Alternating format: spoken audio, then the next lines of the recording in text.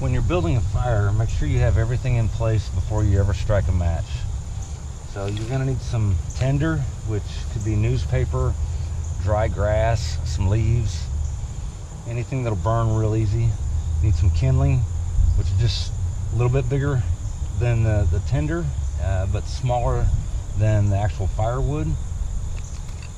Then I have larger kindling and actual firewood. So ideally you want to stack your wood like a log cabin. What that does is it provides a lot of airflow for the fire. If you end up stacking your wood just like this, it's not going to burn because it's not going to get any airflow under there. So if you stack it around similar to what you would a log cabin, then that lets a lot of airflow go all the way around the fire, and it's gonna help it flame up a lot better. So the way I start a fire is I'll start with some newspaper or tinder or something to get these small sticks burning, and I'm going to start stacking the tinder, or I'm going to start stacking the kindling first. So I've got my newspaper, tinder, whatever it is, the leaves down in the fire pit.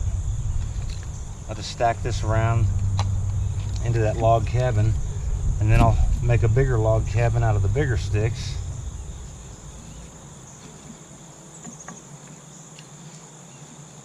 Doesn't have to be perfect, you just have to have some airflow through there.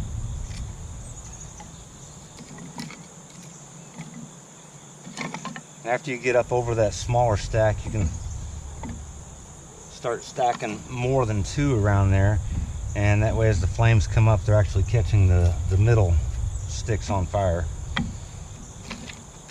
Then as you get higher, you don't want to stack it up so high that it starts to fall over. So you can just start leaning it in like a teepee off of each side.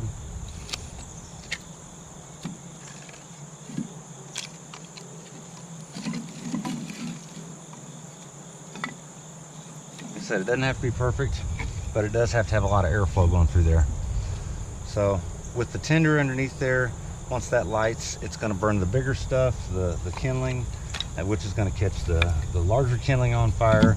And then as that burns down, I'm going to do the same thing with the larger logs and stack them in log cabin pattern, and that'll keep the fire going. You should be able to get the fire going with just one match every time if you stack it right. So I'm going to start by just wadding up some newspaper. Take individual sheets and just wad them up into real tight wads. And this is going to be my tinder. And I'm going to start building that little log cabin around that newspaper. If you get a tall pile of newspaper, you can grab some bigger sticks, kind of bridge over them,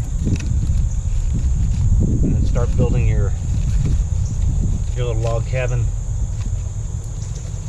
on top of that bridge.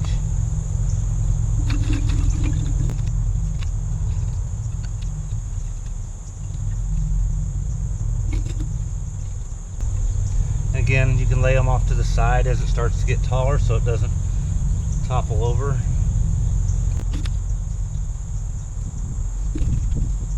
You want to make sure you've got a lot of airflow in there so you're not suffocating the fire.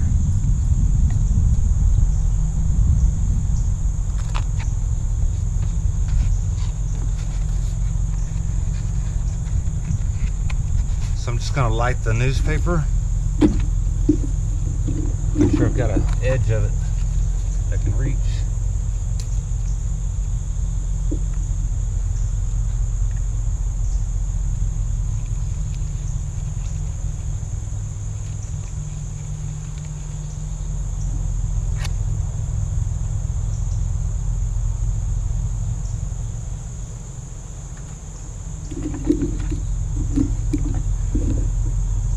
So as the newspaper burns, it's going to catch the kindling on fire.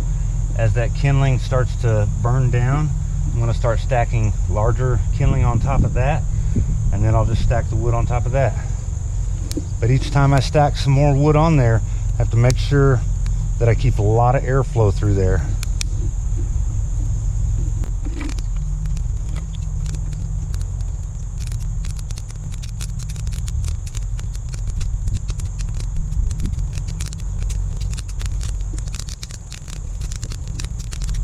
Once you know the kindling is going good and it's not going to go out if you knock it over, you can start dropping the larger pieces in. This kindling I'm using is actually some scrapped lumber I had laying around. I just split it up because it's real dry and it burns real well. But you can use small sticks or twigs that you pick up out of your yard or out of the woods or at the campsite you're at, as long as they're dry. Green wood, if it's fresh off of a tree, it isn't going to burn very well. It's going to be real smoky.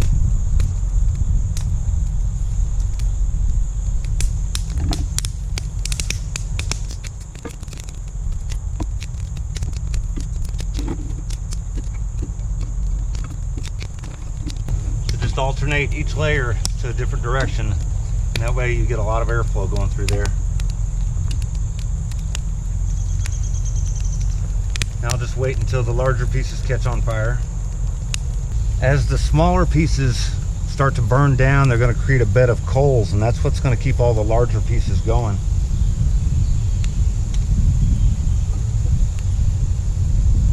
So once I know I have a bed of coals down in there, it's not going to hurt anything if this all falls over and actually compacts a little bit so that we can start throwing the larger pieces on.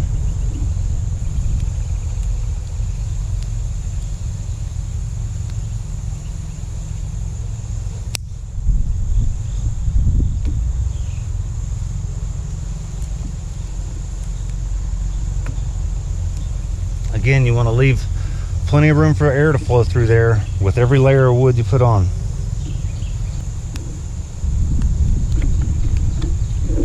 I'm starting to get a nice bed of coals down in the bottom. So if I let those coals burn completely out with too many air gaps in here, then the fire will actually go out. So now that I have a nice bed of coals, I'm just going to start knocking this over so that the newer wood will go down inside there.